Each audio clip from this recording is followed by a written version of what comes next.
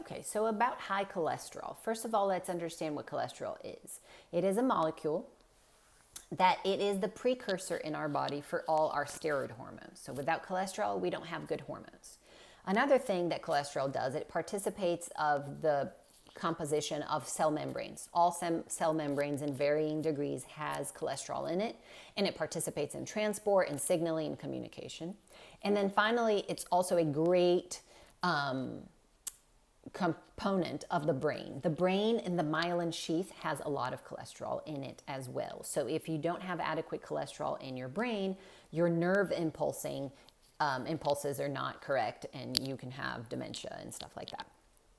So cholesterol is a good thing. It is needed. And the thing that it became a problem and it got bad rep is because it is involved in plaque formation in your arteries and then the development of cardiovascular disease. But what I want you to take away from this video today is that cholesterol in itself, even if it's a little bit high in the blood, it is not a problem in itself. There needs to be an injury. There needs to be an inflammation and an oxidation present for atherosclerosis, which is the plaque, to occur. It is not the cholesterol alone. The other thing I want you to get from this video, is that for most people, the vast majority of people, what you eat in terms of cholesterol does not drive your blood levels as much as we used to think it did. A while ago, there were recommendations of limits of cholesterol that you could have in a day. If I'm not mistaken, it was like 300 milligrams for the normal person and I don't know, 150 for a person that had cardiovascular disease. I could be making this up. But anyway, as science evolved, we have seen that it just doesn't correlate. What you eat does not drive your serum cholesterol as much as, no, not what you eat. The cholesterol you eat does not drive the cholesterol in your blood. However, the other form that we obtain cholesterol, apart from the diet, is we have an endogenous production. Our liver produces cholesterol. The thing is that it is related to what you eat, because what we use to produce cholesterol is something called acetyl-CoA. And acetyl-CoA is the universal molecule of the breakdown of sugar, of carbohydrates. And it's also the breakdown of other macronutrients. But if you eat excess carbs that is not used, it is broken down to acetyl-CoA, and then it eventually becomes fat and it's stored. Well, if you have a lot of acetyl-CoA and you have a lot of insulin, insulin drives the production of cholesterol. So you're giving your body substrate and you're giving it the hormone, insulin. And so it's the perfect storm and you're making more cholesterol. Insulin drives inflammation, so now you have inflammation. You're eating a poor diet and you have oxidation, so now you have inflammation, oxidation, high insulin, and high cholesterol. And there's the problem, okay? So how does plaque form? I'm going to try to put this as simple as possible. Think of a tube, and the walls of the tube, it's running blood in there, and the walls of the tube is intact. It does not matter that the blood in there is full of cholesterol. If the walls are intact, nothing is going to stick. However, if you start getting cracks on that wall, well, cholesterol is going to start to stick over there. Not just cholesterol, but other things. And then that generates the plaque.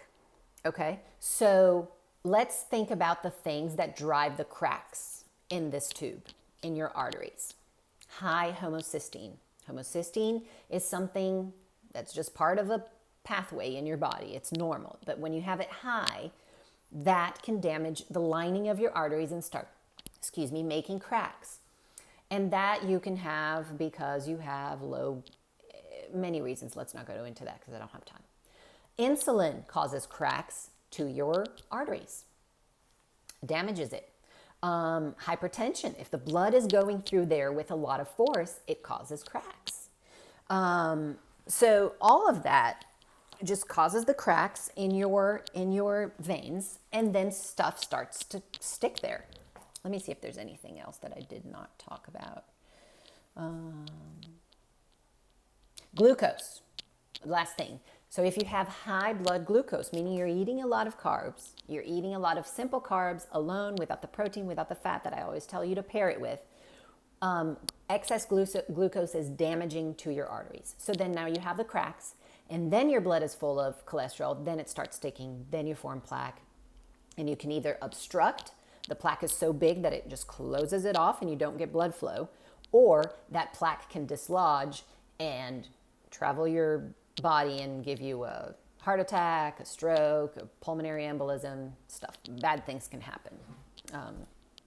So let's see that in the diet, the source is from animal foods. Okay, and all animal foods contain certain degrees of cholesterol. Some of them contain more, which is the ones that are highest. Liver, because we produce it in the liver, so do the animals. Seafood, egg yolks, and the fattier meats and the fattier cheeses. Those are the highest in cholesterol.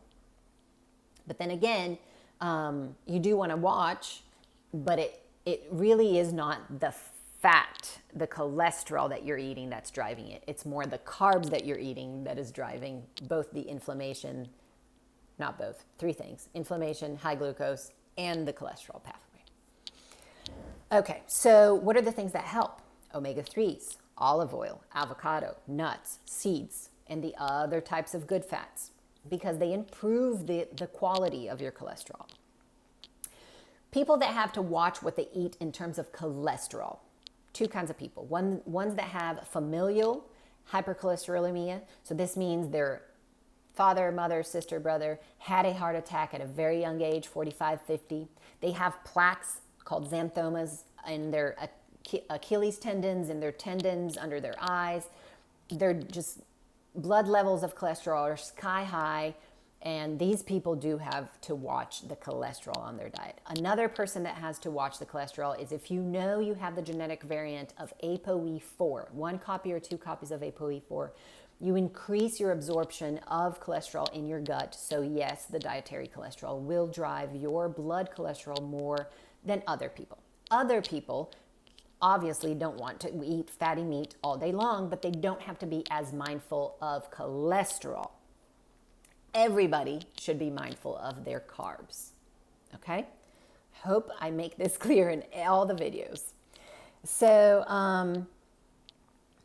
how do we excrete cholesterol? We only excrete cholesterol through bile. Bile is that green liquid that your gallbladder produces, and the function of bile basically is to emulsify fats in your gut, help you with your digestion of fats, and it's a way for you to excrete fat-soluble compounds such as cholesterol. We also excrete fat-soluble toxins, estrogen metabolites, other toxins we excrete via bile. The problem with bile is it gets reabsorbed through a circulation pathway called intestine, liver, enterohepatic circulation, because bile is very precious. It's expensive for the body to produce bile. It wants to recycle the bile salts.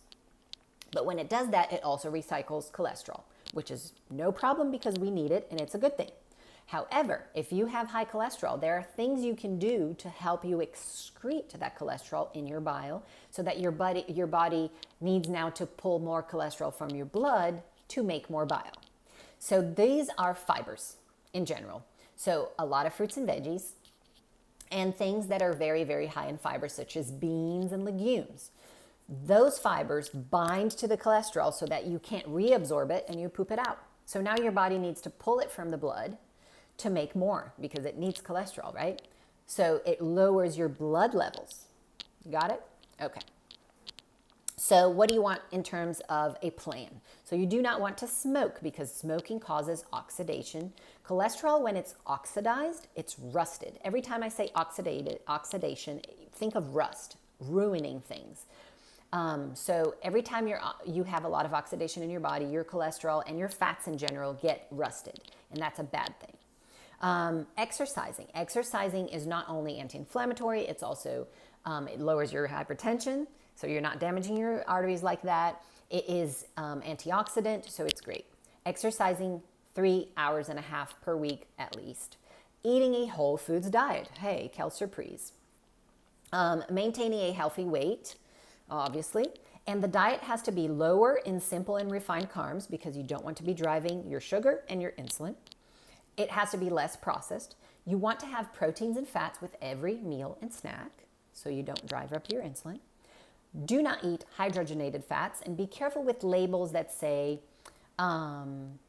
they're not going to put trans fats there because trans fats is already notorious for being bad. So now they're sneaky. They're putting hydrogenated palm oil or shortening. Shortening is a hydrogenated oil. So no margarine, no shortening. Those processed and baked goods usually have what is that little thing that people love? Twinkies? Yes, those are full of trans fats. Not having alcohol. Alcohol drives more cholesterol as well because alcohol is broken down to that mother molecule, acetyl-CoA. Adding 2 tablespoons of flaxseed a day helps bind the cholesterol so that you can poop it out and it doesn't get reabsorbed. So then your body needs to pull more. Soy products have the same function. Green tea can reduce cholesterol as well. And you should be having 8 to 10, if you have high cholesterol, you should be having 8 to 10 servings of colorful veggies and fruits. Veggies first, fruits in less quantity. Supplements that can help you with your cholesterol is beta cytosterol. This is also something that will bind to cholesterol and help you poop it out. Red rice yeast is excellent. Fibers, such as konjac fiber, glucomannan, have it in your diet, but if you need an extra boost, you can have a supplement. Niacin, which is vitamin B3, it's actually used as a cholesterol lowering medication. It has a little bit weird side effect, which is flushing, but garlic really helps, and curcumin. All these are supplements that you can take if you have high cholesterol that will help you. I just want to talk about statins for just a little bit. So your brain really, really needs cholesterol, right? It's part of all the nerve impulses.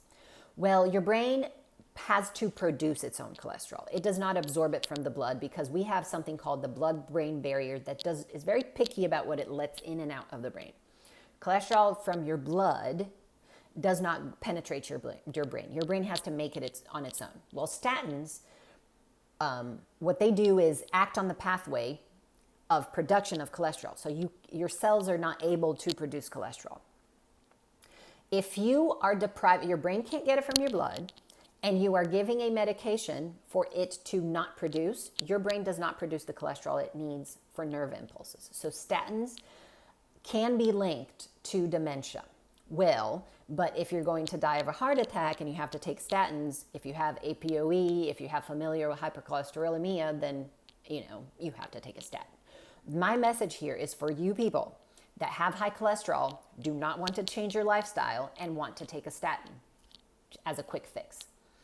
Well, you could be putting yourself at risk for dementia.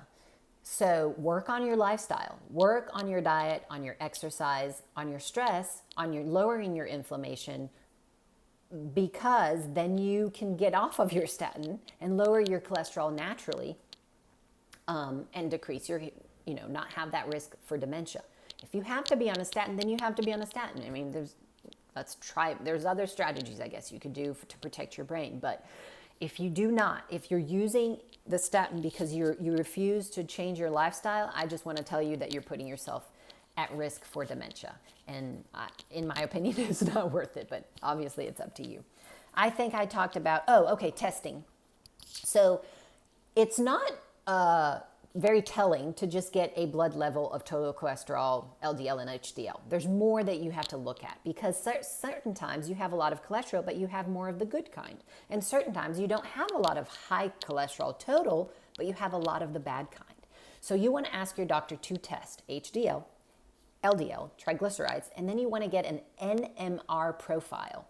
They will look at particle size because the small dense LDL is really more atherogenic, more dangerous than the big fluffy ones.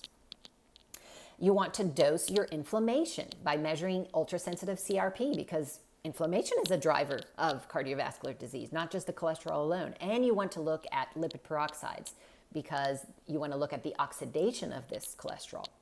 Fibrinogen is also something that you want to look at, and lipoprotein A because it is related to your risk for plaque formation. And you want to dose your insulin, your glucose, and your hemoglobin A1C. This is the basic panel that you want your doctor to look at.